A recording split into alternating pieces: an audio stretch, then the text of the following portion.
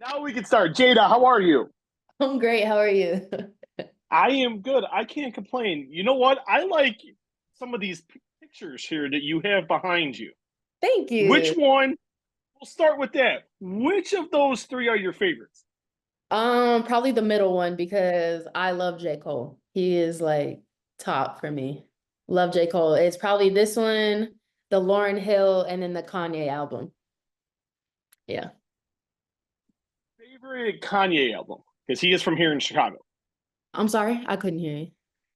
Which Kanye album is your favorite? Because I love Kanye. He's based in Chicago like I am. So So this one, I believe all I know is it has the Hey Mama, like that song and like yes, Can't yes, Tell yes, Me yes, yes. Nothing, like all that.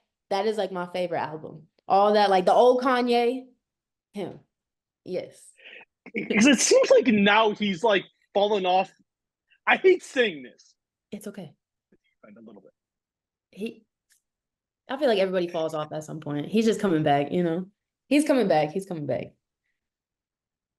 Feel that is, you're in the limelight and that hasn't happened to you yet, but why do you feel like that does happen with celebrities? I feel like it's just life. You're not supposed to be on top all the time. Because if you're on top, I feel like if you're on top all the time, you're really not being put through trials and tribulations. And I feel like trials and tribulations make you grow as a person. And that's what you need. If you're on the top all the time, then I feel like you're doing something wrong. That's my perspective of it. Like, because you're not being tried. And that just means like Yeah. someone's not trying you to push you to be better. Because if you're on top, then who Mm-hmm. do you have to be? So I'm always just looking to be the next best thing, if that Because makes I sense. always feel like because I also cover boxing and mixed martial arts, and I always feel they get a bad rap too, because it's along the same lines as wrestlers. Because, like you said, athletes are and entertainers and musicians. It's such a microscope. You do like if I go do something wrong, it's not going to know, and millions of fans aren't going to. No one's going to give a flying hoot about this Yeah. reporter from Sports Illustrated, but they're going to care about the WWE superstar who is doing something maybe they shouldn't be doing. Do you think Exactly. that's do you think it's fair that you athletes are under such an intense microscope? Um, I wouldn't say it's fair. I don't think it's fair or not fair because life ain't fair at the end of the day. We just have more attention on this because, like you said, we are entertainers and everything. And to be honest with you, that's just part of the business because we bust our ass to be where we are. And yeah, it's going to cause attention and people to look at us and everything. So we're going to have more eyes on us. But at the end of the day, we're all humans. We all make mistakes. You can't expect somebody to be perfect all the time. So No, I agree with that. it's it's a catch 22. I could say it's fair, but then it's unfair at the end of the day because I'm no more important than you are. The only reason why I am is because society says something or like my job title says something. But nah, because they treat people the same way. They're just not in the Mm-hmm. limelight. I have to ask this because you did go to LSU. Take soccer aside. Yeah. Women's basketball. What sport is king in your mind at LSU? Take away soccer. Right now, Period. It could be now. It could be back in the day. It could be 10 years. while I was in college, I would have to say football was Mm-hmm. football and men's basketball. Right now, though, like when I was getting out of college, oh, it was most definitely women's basketball. They were running the There we campus. go. Oh yeah, There they we were go. running campus. And when the year I left and I saw them doing, I was like, damn, like y'all couldn't do this when I was here. Like I'm trying to celebrate too. You know what I'm saying? But I love like their drive, like Angel, Flage, like I hope I said her name right. But they're ridiculous. They brought that limelight to LSU. And it's not just Mm-hmm. because they're pretty people. You know what I'm saying? They are hustlers. That whole team is full of hustlers. And it's because of that coach.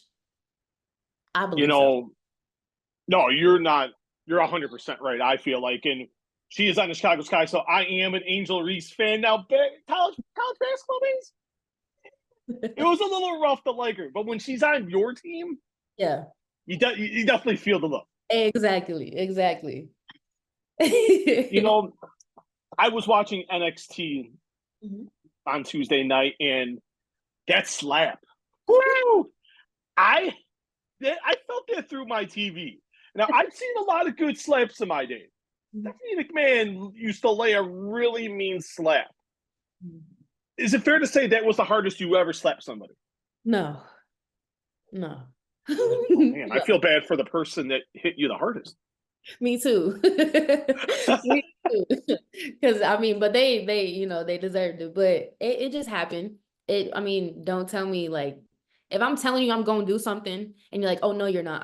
I have to do it now because you don't think I'm gonna do it. And she didn't think I was gonna do it, or she wanted to see me try. And that's what happened.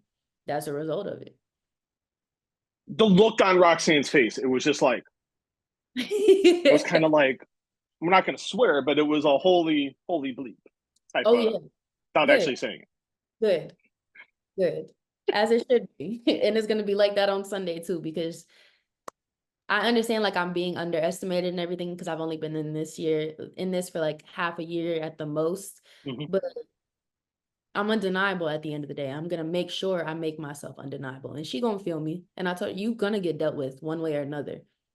No matter how this match goes, like you're gonna feel everything Jaida Parker has.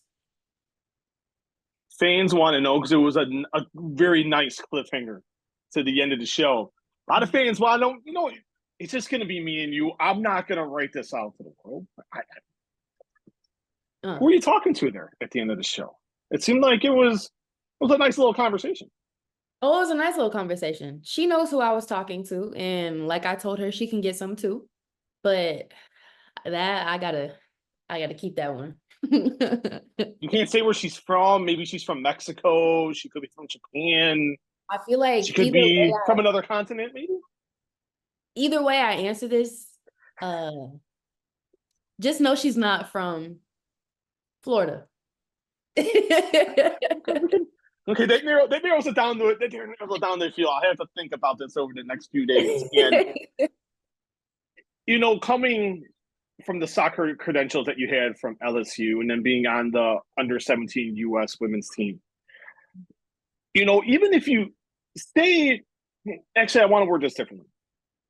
Why make the transition? Yeah, you had the injury, but why still go to pro wrestling and not make and continue that journey through soccer? If I can be honest with you, my time with soccer was up, and it wasn't because I fell out of love with it. It's just I got everything I needed out of soccer for my life. Like I've been in it for 20 years, like 20, 24, 21 years, because I started when I was 3. And I just knew what I wanted to do, I couldn't do it through soccer because they are very political. Everything is political, but soccer and being in that environment, I felt like I was in a box. And Jaida Parker don't be put in no box because I can't do that. Not at all. I have an imagination, I have creativity, and I wanted to see where I could go. And then by God's grace, the WWE came and I was like, why not? What's the worst that could happen? You know what I'm saying? If it didn't work out, of course I would go right back to soccer. I still love it at the end of the day, but I am in love with what I am doing right now. And I'm so glad I made that choice. What did you realize that this was for you? Because some just know by watching when they're growing up. Like you said, you started soccer at 3. Some just know right away. Like, I knew I loved wrestling. I started watching when I was 6. When did you know, like, this could be my jam, now or down the line? To be honest with you, it was my breakout tournament because that was my first time ever on TV. Like, of course, I worked live events and everything, but after that match, in my first breakout tournament match against Carmen Petrovic, I went into the back and I bawled my eyes out because I was like, I love this. This is exactly what I wanted. That feeling that I was like getting from soccer that I didn't get anymore, I got it from this. And it's in that entranceway. When I came out and I just saw my family there, and I'm like, oh, this is it. I had everybody in front of me, and not to be selfish or anything, I'm so used to being in a team sport that I've never really had eyes just on me. So for having that for the first time, I felt like I was on top of the world. And that's when I knew I was like, I want to see how far I can go with this. And I'm going. When was the last time you had, like, before the the match with Carmen. When was the last time you had that feeling of like, wow? When was the last time you felt like I know for every athlete that is completely different? Um, that's that I haven't had that in a while. The last time I felt that was when I won the SEC championship in 2018 in college. That feeling right there, I was like, this is where all the hard work pays off. And it did pay off. And I got that same feeling after that match. And I was like, I'm never losing this feeling because I love it. It keeps me going and it's gotten me here. What is what is the biggest similarity between soccer and wrestling? The physicality. Really? See, I Yeah, the wouldn't have thought that. physicality. Okay. Why Well, is that? in my position that I played, I was a defender and I was a holding mid in soccer. So I was laying people out. It's like you cross that midfield line, like you're gonna get touched either way. Like I'm gonna get my hands on you either way. Um, and in this sport, it's very physical. Like you're very hands-on with that person. And I don't know, I just love that physical aspect about it because I want to see how strong I can be. I know you're strong, but I want to see if I can be stronger. And it just helps me push back, if that makes sense. Like I love it. And it brings out a different side of me. What has been the hardest thing about this adjustment for you? Ooh. The mental aspect of it. Because with soccer, like you can, let me rephrase that. It is the mental aspect of it because I'm in my head all the time. And with soccer, I could depend on other people. There's 11 of us on the field. In that ring, it's me and that other person. I have to depend on myself. I have to be more confident in myself. I have to be confident in that person. It's trust. It's all of that. And I didn't have that in soccer. You know what I'm saying? I can't depend on anybody else. I can't depend on my dudes from OTM because they're not allowed in the damn ring. You know, like that's a DQ. So I really have to sit here and like really be confident in myself and not depend on other people.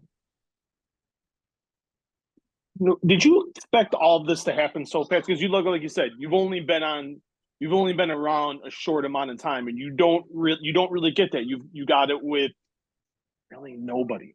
Bill Goldberg. You look at Brock Lesnar came up pretty quick when he got to the big time, got a major push. Same thing with Kurt Angle. Really, you really haven't had that with a female. It's taken a little bit of time. So has it surprised you the fact that this is all coming so quick, so fast? Oh yeah, it surprised me, but to a point, I had to realize like, yeah, I can be like, oh, like this is happening. But then I had to pull myself away and be like, but I deserve this because I work just as hard, if not harder, than the people in the PC. You know what I'm saying? They push me to be better. Yeah. So I'm like, yeah, I'm so surprised that it's happening like this, but I'm not surprised that it is happening like this because I owe that to myself and I deserve that.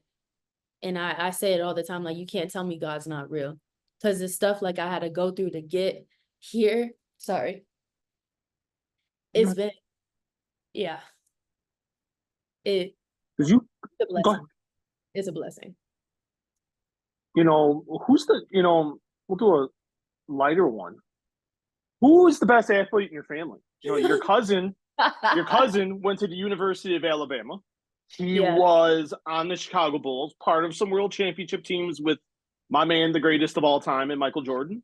I've heard about the rest of your family. You got some good family genes there. But who's the best of them all? You looking at them. It's like, to me, it's one of those things where you've got to say yourself. Because if you don't say yourself, you're selling yourself short. Exactly. And I'm gonna be honest with you. I've been like that my whole life. And it hasn't been until like this last couple of years where I'm like, nah, it's me.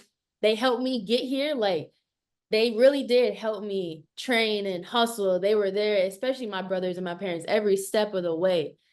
But they ain't have to go through the work that I did. And I appreciate them. But at the end of the day, y'all made a monster and I'm a hold on to it. Like in the family, yes, it's me. Cocky or not, I'm just confident in it. There ain't nothing wrong with that at all. Two more questions, and thank you so much for the time today. It's greatly appreciated. And like you said, monsters, but there are some monsters coming. Yeah. Stephanie Bakir is already. She did some events down in Mexico when the WWE was down there in Mexico. Julia, she just had her last matches in Japan in the last week. Mm-hmm. The Sharks are coming. You got Roxanne there. You got yourself. The women's division is getting stacked, but two more monsters are definitely coming. And how do you view right now this NXT women's division? Oh, it's lethal. It is lethal because everywhere you turn, you have a hitter. You have someone like Izzy Dame. You have Roxanne, who's a champ, who is one of the best that we've had of all time. Like, because when I came in, she was still, oh, little Roxanne, you know what I'm saying? No, she's a monster herself. You got Izzy, you have Carmen, you have Lola. This division is so stacked. And I'm not saying Maine isn't stacked either with Raw or SmackDown, but the people that we have coming in with the people that we have now, it's undeniable. It's untouchable. We're just going to get each other better. And you're right, they are monsters, but they got to deal with us first. What's your favorite monster?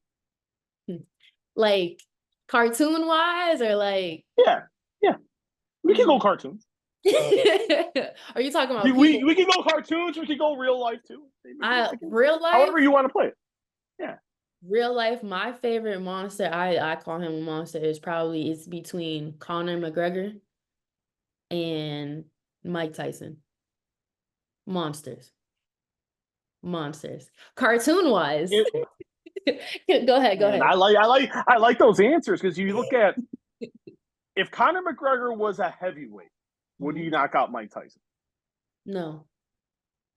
Mike Tyson is just a different type of animal. There's no way. Did you see his training video when he was supposed to be setting up that fight with Jake when he's in his 50s punching like that? Come on. That fight still. Who's gonna win that fight? I got to get a prediction. I didn't think we were gonna veer off into the world of boxing here. Oh, it's okay. Mike Tyson, Jake Paul. Mike Tyson. All day. 58 years old.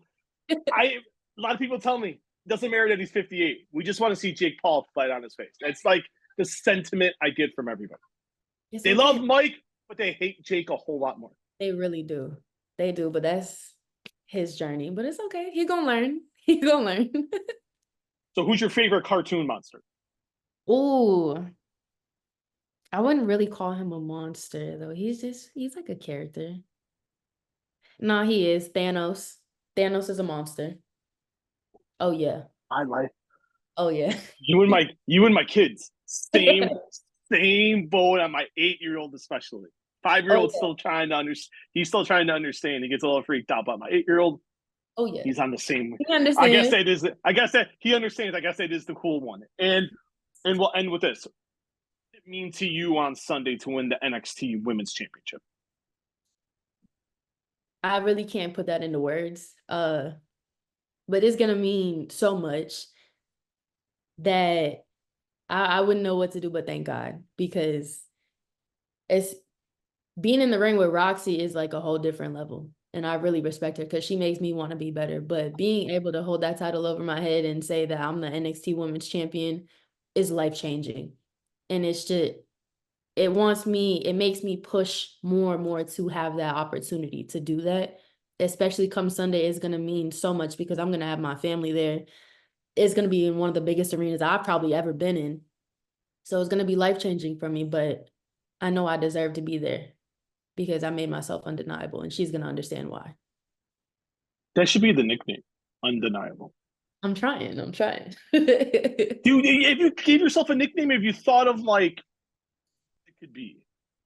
If I Everyone has to have a nickname. I have two. It's either I like Undeniable and I love Pressure. Like I always apply pressure regardless of what it is. And I always say pressure can even make diamonds or burst pipes. But baby, I'm a diamond in the rough. So you do what you got to do with that. That's the one.